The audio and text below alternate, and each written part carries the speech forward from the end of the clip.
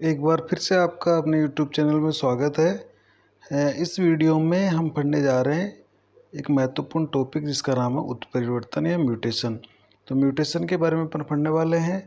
देखिए, जब एक पीढ़ी से दूसरी पीढ़ी में गुणों का संचरण होता है या लक्षणों का संचरण होता है तो एक नेचुरल प्रक्रिया होती है जीन में, उसके द्वारा है डीएनए या जीन में चेंज आते हैं और नए गुणों वाली संतति उत्पन्न होती है, नई जातियों का विकास होता है।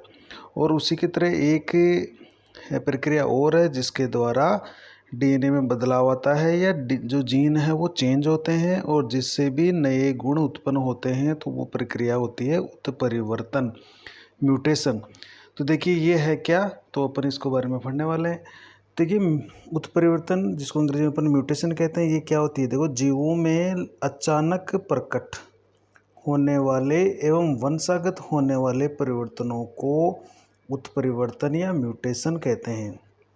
होता क्या है कि कभी कभार होता है कि कुछ जीव ऐसे होते हैं जिनमें एक पीढ़ी से दूसरी पीढ़ी बन रही है, तो किसी पीढ़ी में अचानक से ऐसा कोई बदलाव आ जाता है और वो बदलाव फिर उससे अगली वाली पीढ़ियों में वंशागत होने लगता है, अर्थात पीढ़ी दर पीढ़ी संचरित होने लगता है। तो पहली बार जो अचानक बदलाव आया और वो फिर वंशागत होने लगा, तो ऐसे परिवर्तन को उत्परिवर्तन या म्यूटेशन कहते हैं। तो म्यूटेशन का एक महत्वपूर्ण गुण है कि ये अचानक से प्रकट होते हैं और जब ये प्रकट हो जाते हैं तो उसके बाद की संततियों में ये पीढ़ी दर पीढ़ी वंशागत होते रहते हैं। तो इसकी परिभाषा कुछ इस तरह से होती है कि जीवों में अचानक प्रकट होने वाले एवं वंशागत होने वाले परिवर्तनों को उत्परिवर्तन या म्यूटेशन कहते हैं। तो अचानक परिवर्तन होंगे और फिर वंशागत हो जाएंगे। वंशागत का मतलब हो गया पीढ़ी दर पीढ़ी संचरण।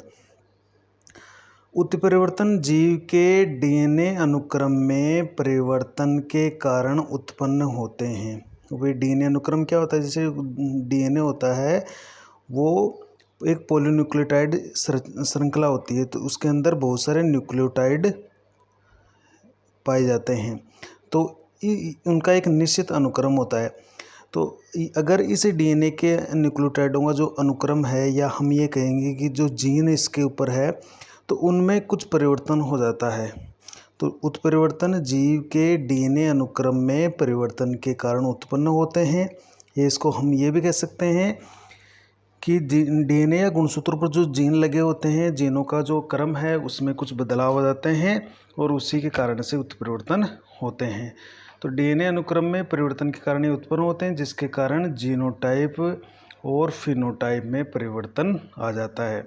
तो अगर किसी जीव के अचानक किसी कारणवश डीएनए में कोई बदलाव आता है, डीएनए के जो न्यूक्लियोटाइडों का जो अनुक्रम है उसमें कोई बदलाव आता है, तो उस जीव के जीनोटाइप भी बदल जाता है और जीनोटाइप बदलते ही उसका जो फिनोटाइप है, लक्षण प्ररूप, वो भी बदल जाते हैं। तो कहने का मतलब है एक नए गुण वाली संतति पैदा होती है। देखिए, पुनर्योजन जिसको रिकॉम्बिनेशन कहते हैं, या जो जीन विनिमय है, उसके अलावा उत्परिवर्तन ही दूसरी ऐसी क्रिया है जो डीएनए में विविधता लाती है। मतलब डीएनए में चेंज ला सकती है, डीएनए में कुछ परिवर्तन लाती है और नए गुण वाले संतति उत्पन्न करने की क्षमता रखती है।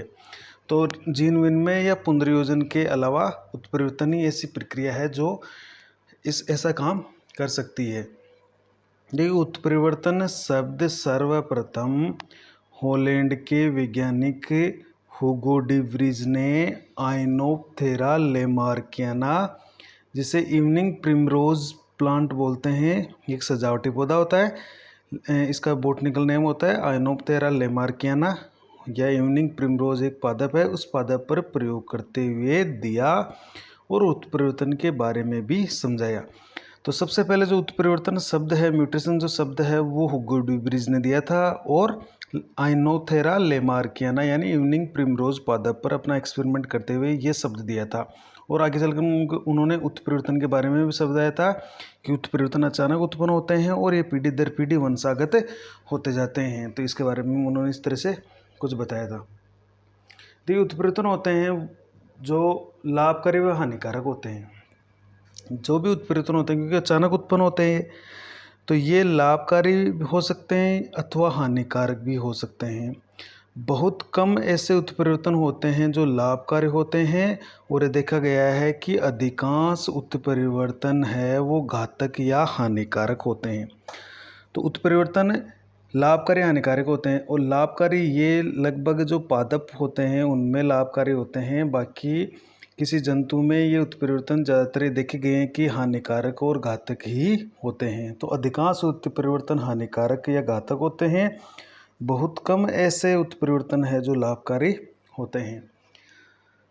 उत्परिवर्तन के कारण जीवों में अचानक परिवर्तन आते हैं जो नई जाति के निर्माण या विकास में सहायक होते हैं। क्योंकि हम जानते हैं कि उत्परिवर्तन ये जीनों में बदलाव करेगा या डीएनए में बदलाव करेगा, तो उसके कारण से कोई नया गुण आएगा तो कोई नई जाति का निर्माण होगा या विकास की प्रक्रिया को मदद मिलती है। प्रकृति में होने वाले उत्परिवर्तनों को स्वतः उत्परिवर्तन या स्पॉन्टेनियस म्यूटेशन कहते हैं। अब जो प्रकृति में होता है उसमें भी छोटे मोटे ये उत्परिवर्तन चलते रहते हैं, और पौधों में ये अपन को उत्परिवर्तन देखने को मिल जाते हैं। लेकिन कृत्रिम कारकों द्वारा भी उत्परिवर्तन कराया जा सकता है। कुछ ऐसे केमिकल होते हैं, कुछ ऐसी विकिरण होती है जिनके द्वारा हम कृत्रिम रूप से उत्परिवर्तन करवा सकते हैं उस जीव के डीएनए को बदलकर, जिसे कृत्रिम या प्रेरित उत्परिवर्तन आर्टिफिशियल या इंड्यूस्ड म्यूटेशन कहते हैं। तो इसका मतलब है ये प्रकृति में स्वतः ही उत्पन्न होते हैं, और हम कृत्रिम रूप से प्रयोगशाला में भी उत्परिवर्तन करवा सकते हैं। अब देखिए उत्परिवर्तन जन, ये एक वर्ड है जो कि इम्पोर्टेंट है। उत्परिवर्तन जन क्या होते हैं? इनको अपन बोलते हैं म्यूटेजन्स। तो उत्परिवर्तन जन या म्यूटेजन कौन होते हैं? तो ऐसे कुछ कारक होते हैं जो उत्परिवर्तन को प्रेरित करते हैं, मतलब उत्परिवर्तन को बढ़ावा देते हैं या उत्परिवर्तन की प्रक्रिया को बढ़ाते हैं। तो ऐसे कारकों को हम उत्परिवर्तन जन या म्यूटेजन कहते हैं। तो ये एक प्रश्न बनता है यहाँ पर कि उत्परिवर्तन जन या म्यूटेजन क्या होते हैं? तो ऐसे कारक होंगे जो उत्परिवर्तन को प्रेरित करेंगे, उसको बढ़ाने का काम करेंगे। अब जैसे ये उत्परिवर्तन जन कौन कौन हो सकते हैं? तो देखिए इसमें विकिरण होती है, पराबैंगनी किरणें, जिसको अपन यूवी रेज भी बोलते हैं, यूवी रेज यानी अल्ट्रा वायलेट रेज। ये ऐसी किरणें होती है जिनको डीएनए अवशोषित कर सकता है, डीएनए अवशोषित करके डीएनए में बदलाव कर सकती है ये पराबैंगनी किरणें। और हम जानते हैं पराबैंगनी किरणों को धरती पर पहुंचने से पहले ही ओजोन परत इनको रोककर हमारी सुरक्षा करती है। तो डायरेक्ट ये त्वचा पर अगर गिरे तो ये डीएनए में बदलाव ला सकती है, तो खतरनाक किरणें होती है। तो पराबैंगनी किरणें, इसके अलावा जो एक्स किरणें होती है जो एक्सरे में काम में आती है, कुछ बीटा किरणें हैं या गामा किरणें हैं, ये बहुत तेज़ ऊर्जा वाली या बहुत उच्च ऊर्जा वाली किरणें होती हैं। तो ये हानिकारक होती है और ये उत्परिवर्तन ला सकती है। अगर बार बार इस किरणों के संपर्क में आ जाता है तो ये उत्परिवर्तन को बढ़ावा देती है या उत्परिवर्तन को प्रेरित करती है। तो ये कुछ विकिरण हैं जिसमें पराबैंगनी, एक्स किरणें, बीटा किरणें या गामा किरणें, ये सब उत्परिवर्तन कर सकती है अगर ज़्यादा मात्रा में इसके संपर्क में आ जाए। कुछ रासायनिक पदार्थ होते हैं जैसे मस्टर्ड गैस, एक जहरीली हानिकारक गैस है मस्टर्ड गैस। कैफीन, एल्कलॉइड जो बहुत ज़्यादा मात्रा में अगर है तो वो उत्परिवर्तन का कारण बन सकता है। फॉर्मेल्डिहाइड, एलएसडी जो कि एक नशीला पदार्थ है। सेडेटिव, एक नाइट्रस अम्ल, ये कुछ ऐसे रासायनिक पदार्थ है जो कि उत्परिवर्तन को प्रेरित करते हैं। इसके अलावा अन्य भौतिक कारक जैसे उच्च तापमान, बहुत अधिक तेज़ तापमान पर अगर कोई बाहर या तेज़ तापमान के अंदर रहता है तो वहाँ पर भी ये चांस रहते हैं कि उत्परिवर्तन हो जाए। तो ये सभी कारक हैं।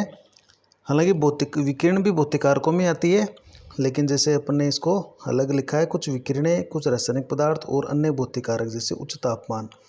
तो आपसे ये पूछा जा सकता है कि म्यूटेशन किसे कहते हैं, और किसी एक रासायनिक पदार्थ का या एक भौतिक कारक का उदाहरण दीजिए जो म्यूटेशन का काम करता है। तो आप इसमें से एक उदाहरण दे सकते हो।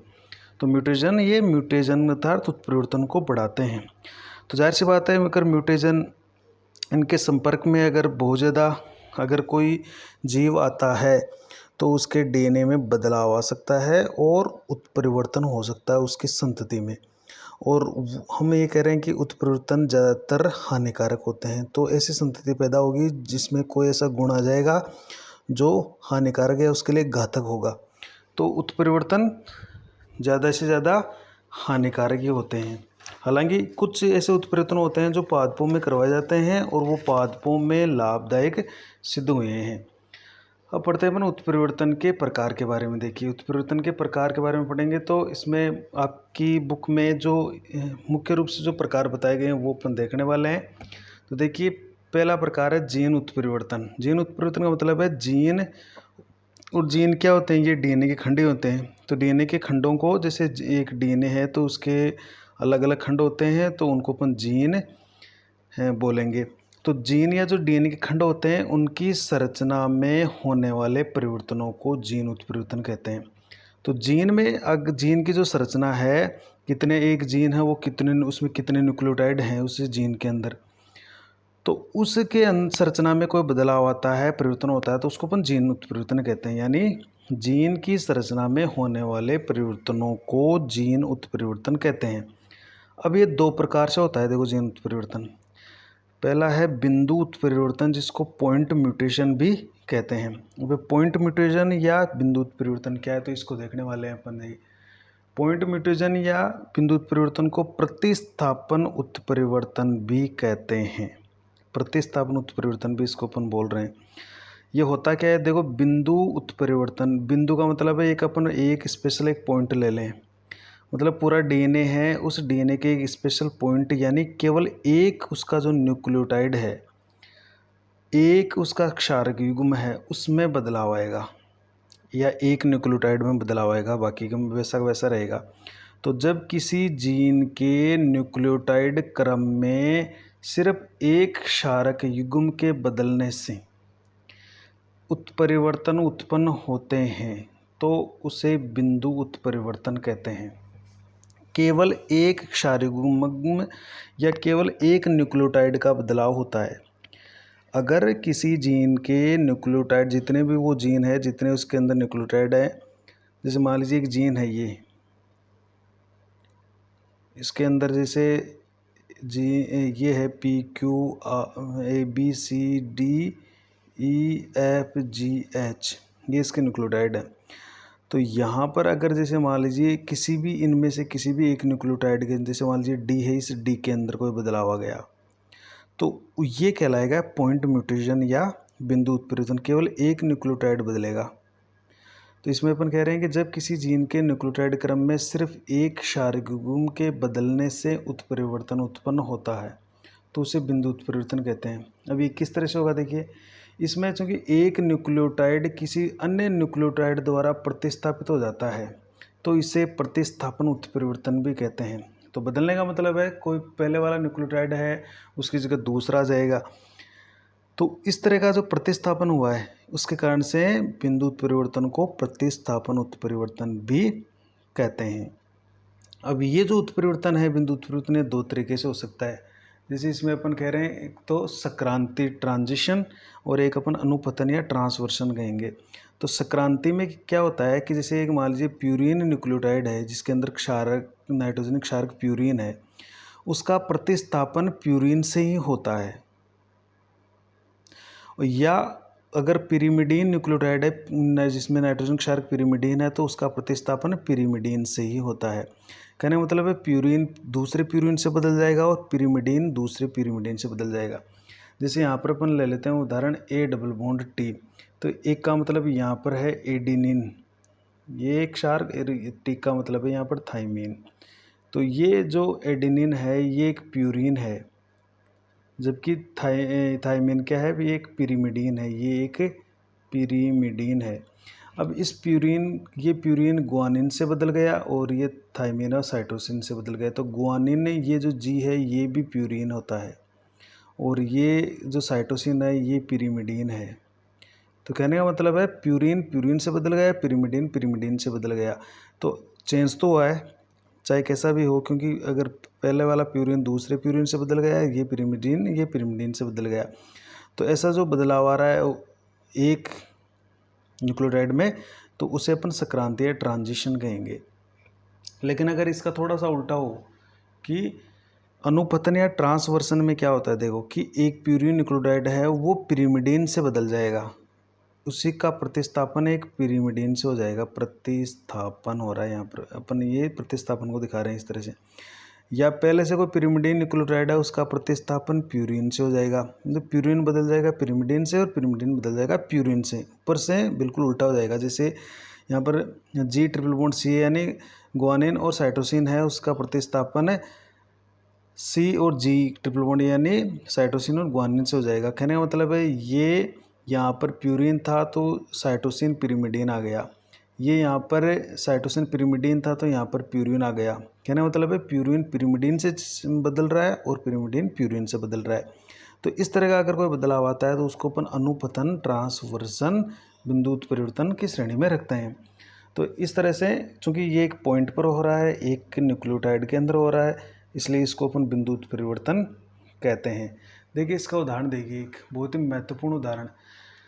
इसका बिंदु उत्परिवर्तन का उदाहरण ये इम्पोर्टेंट है, इसको आप रट लेंगे क्योंकि ये परीक्षा में परीक्षा की दृष्टि से महत्वपूर्ण प्रश्न है और उसके बारे में पूछा जाता है कि बिंदु उत्परिवर्तन क्या होता है, इसका एक उदाहरण दीजिए। तो बिंदु परिवर्तन जैसे आपको बता दिया कि किसी जीन के सिर्फ एक न्यूक्लियोटाइड में बदलाव हो, एक न्यूक्लियोटाइड बदल जाए, और वो बदलने का भी दो तरीका बता दिया आपको, प्यूरिन से प्यूरिन हो सकता है या प्यूरिन से पिरिमिडीन या पिरिमिडीन से प्यूरिन या पिरिमिडीन से पिरिमिडीन। दो तरीके हैं सक्रांति और अनुपतन जिसके द्वारा इस तरह का बदलाव आ सकता है। अब इसका उदाहरण देखिए, दांत्र कोशिका अरक्तता, इसको बोलते हैं अपन अंग्रेजी में सिकल सेल एनीमिया। तो दांत्र कोशिका अरक्तता के अंदर होती है जो आरबीसी होती है वो हंसियाकार हो जाती है। तो फिर ये ऐसी जो आरबीसी होती है वो ऑक्सीजन है उसका परिवहन नहीं कर पाती है, हीमोग्लोबिन को भी ज़्यादा स्टोर नहीं कर पाती है। तो इस धीरे धीरे इसमें रक्त की कमी आने लगती है, ऑक्सीजन की पूर्ति बॉडी को नहीं हो पाती है, तो धीरे धीरे ये एक जानलेवा स्थिति आ जाती है। तो दांत्र कोशिका अरक्तता या सिकल सेल जो एनीमिया है ये बिंदु उत्परिवर्तन का उदाहरण है। अब इसमें बिंदु उत्परिवर्तन कैसे हो रहा है, क्योंकि इसमें क्या होता है कि एच बी जो होता है उसमें अल्फा और बीटा दो श्रृंखलाएँ होती है, उसकी दो श्रृंखलाएँ काम करती है और वो आपस में गुथी हुई रहती है, कुंडलित रहती है। तो एच बी की जो बीटा प्रोटीन श्रृंखला बनाने वाली जो बीटा ग्लोबिन जीन होती है, उस जीन के जो 6वें नंबर का जो कोडोन है उसमें एक एडेनिन की जगह यूरेसिल आ जाता है, यानी एडेनिन एक का प्रतिस्थापन यूरेसिल से हो जाता है। अब एडेनिन ये एक प्यूरिन है और यूरेसिल एक पिरिमिडीन है। तो इसका मतलब है यहाँ पर अनुपतन जैसी स्थिति होती है, ट्रांसवर्सन जैसी स्थिति होती है और एडेनिन यूरेसिल के द्वारा प्रतिस्थापन हो जाता है। मतलब ये होती है एक GAG, ये स्थिति होती है इस 6वें कोडोन की और ये परिवर्तित होकर यहाँ पर GUG हो जाता है। कहना मतलब एडेनिन जो है बीच वाला ये यूरेसिल से प्रतिस्थापित हो जाता है और रिजल्ट क्या निकलेगा कि जो आरबीसी होगी वो हंसियाकार हो जाती है, फिर उसमें हीमोग्लोबिन का बनना है वो बहुत कम हो जाता है और ऐसी आरबीसी ऑक्सीजन का परिवहन नहीं कर पाती है। तो ये एक हानिकारक स्थिति होती है सिकल सेल एनीमिया की, दांत्र कोशिका की, जिसको अपन आगे भी वीडियो में पूरी तरह से डिटेल से पढ़ने वाले हैं। तो यहाँ पर आपको इतना याद रखना है कि बिंदु उत्परिवर्तन का उदाहरण है सिकल सेल एनीमिया या दांत्र कोशिका अरक्तता। तो यहाँ पर जैसे आपको ये बता दिया है कि जो बीटा ग्लोबिन प्रोटीन बनाती है उस जीन के 6वें कोडोन पर जो 6 नंबर का कोडोन होता है उसमें एडेनिन का प्रतिस्थापन यूरेसिल द्वारा कर दिया जाता है, यानी जैसे एक 6वें नंबर का कोडोन है GAG तो ये GUG में चेंज हो जाता है। तो इसके कारण से वहाँ पर जो अमीनोमल हैं वो भी चेंज हो जाते हैं और इस ऐसी स्थिति आती है देखने को। नेक्स्ट इसके अंदर लास्ट देख लेते हैं अपन, दूसरा इसका जो प्रकार है फ्रेम शिफ्ट उत्परिवर्तन है, जिसको अंग्रेजी में अपन फ्रेम शिफ्ट म्यूटेशन कहेंगे। अब फ्रेम शिफ्टिंग में क्या होता है कि जैसे अपन एक साधारण उदाहरण से पढ़े कि जैसे हमने प्रार्थना समय में छात्रों की है वो हमने लाइन सेट कर दी है। अब इसमें से अगर कोई नया स्टूडेंट इसके अंदर घुसता है तो जाहिर सी बात है जो पीछे के स्टूडेंट जो पीछे की लाइन है उसको एक एक कदम पीछे खिसकना पड़ता है। और अगर इसमें से किसी बीच में से किसी स्टूडेंट को बाहर निकाल दें तो पीछे के जो स्टूडेंट होते हैं वो आगे की इसकी जगह को ले लेते हैं और आगे एक एक स्थान शिफ्ट हो जाते हैं। तो यही हाल हमारे इस न्यूक्लियोटाइड के अंदर हो रहा है कि जब किसी जीन के न्यूक्लियोटाइड क्रम में किसी स्थान पर एक या अधिक न्यूक्लियोटाइडों का विलोपन, डिलेशन, विलोपन का मतलब होता है वहाँ से हटना, या योग या निवेशन, एडिशन या इंसर्शन यानी या तो वो वहाँ से हट जाए, जैसे आपको बताया कि लाइन में से दो स्टूडेंट नए आ गए और बीच में घुस गए, या दो स्टूडेंट या एक स्टूडेंट को हमने लाइन से बाहर निकाल दिया, तो पीछे की जो लाइन है वो शिफ्टिंग हो जाती है। उस हिसाब से अगर नया आ रहा है तो पीछे की तरफ शिफ्टिंग होगी और हट रहा है तो यहाँ पर आगे की तरफ शिफ्टिंग होगी। तो यहाँ पर स्थिति यही है कि यदि किसी जीन के जो न्यूक्लियोटाइड क्रम है उसमें अगर कोई नया न्यूक्लियोटाइड जुड़ता है या हटता है तो जिस स्थान पर ऐसा परिवर्तन होता है उसके आगे के न्यूक्लियोटाइड क्रम के सभी कोडोन परिवर्तित हो जाते हैं। तो उसके आगे के जो जितने भी कोडोन है वो परिवर्तित हो जाते हैं, अर्थात कोडोन का रीडिंग फ्रेम बदल जाता है, जो पढ़ने का जो फ्रेम है वो बदल जाएगा। इसे ही फ्रेम शिफ्ट उत्परिवर्तन कहते हैं। तो इसे अपन क्या कहने वाले हैं, फ्रेम शिफ्ट उत्परिवर्तन। तो एक तो देखिए यहाँ पर कोडोन शब्द आया है जिसको अपन आगे पढ़ने वाले हैं। तो एक चीज़ आपको बता देता हूँ, कोडोन के अंदर क्या होता है, ये 3 न्यूक्लियोटाइडों का एक समूह होता है। 3 न्यूक्लियोटाइडों का एक समूह है, इसको अपन कोडोन बोल रहे हैं। तो 3 के जोड़े बनाएंगे अपन और उसको अपन एक कोडोन कहेंगे। इसको अपन नेक्स्ट लेसन के अंदर डिटेल से पढ़ने वाले हैं। तो कहने का मतलब है कि अगर बीच में कोई न्यूक्लियोटाइड जुड़ता है या हटता है तो आगे के जो न्यूक्लियोटाइड है उनका क्रम में पढ़ने का वो परिवर्तित हो जाता है, उनके 3 के जोड़े वो चेंज हो जाते हैं। जैसे एक उदाहरण लेते हैं अपन, जैसे एक जीन है, ये एक जीन है, इसके कोडोन पहला जैसे GAC है, दूसरा TAC है, फिर CTG है, फिर CTA है, फिर TGC है और TTA है। ये एक कोडोन है, ये 3 के जोड़े। अब इसमें क्या होगा कि जो G है उसका विलोपन हो गया, यानी उसका डिलीशन हो गया, वो हट गई। तो यहाँ पर G हट गया तो अब 3 के कोडोन तो बनाने हैं। तो पहला कोडोन तो ऐसे कैसे रह गया, जैसे उत्परिवर्तन जीन में क्या हुआ, अब जो जीन चेंज होगी उसमें क्या होगा, पहला कोडोन तो ऐसे कैसे रह गया, दूसरा भी ऐसे रह गया। अब तीसरा जो कोडोन बनेगा वो एक इसमें से लेगा, क्योंकि 3 के जोड़े तो बनाने हैं।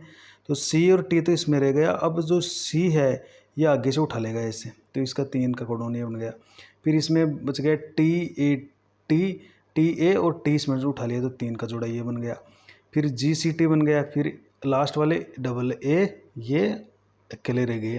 तो कहने का मतलब है यहाँ पर आप देख रहे हो कि जिधर से विलोपन हुआ है वहाँ से आगे के जो कोडोन है उनका जो रीडिंग फ्रेम है, पढ़ने का तरीका है, जो 3 के जोड़े बनाने का जो तरीका है वो चेंज हो चुका है, वो बदल चुका है। तो ऐसा ही होता है फ्रेम शिफ्ट परिवर्तन, उत्परिवर्तन, जिसके अंदर अगर कोई नया न्यूक्लियोटाइड जुड़ता है या हटता है तो आगे की जो रीडिंग फ्रेम है न्यूक्लियोटाइड की वो चेंज हो जाती है, बदल जाती है, और इसको अपन फ्रेम शिफ्ट उत्परिवर्तन कहते हैं। तो इस तरह से यही उत्परिवर्तन का इतना ही आपकी किताब में टॉपिक था। और नेक्स्ट वीडियो में अपन बहुत ही महत्वपूर्ण टॉपिक पढ़ेंगे एक वंशावली विश्लेषण का, तो वो अपन पढ़ेंगे। तो आप इसको लिख सकते हो, एक बार इसको फिर से मैं बता देता हूँ, ये इसका फ्रेम शिफ्ट उत्परिवर्तन। Thank you.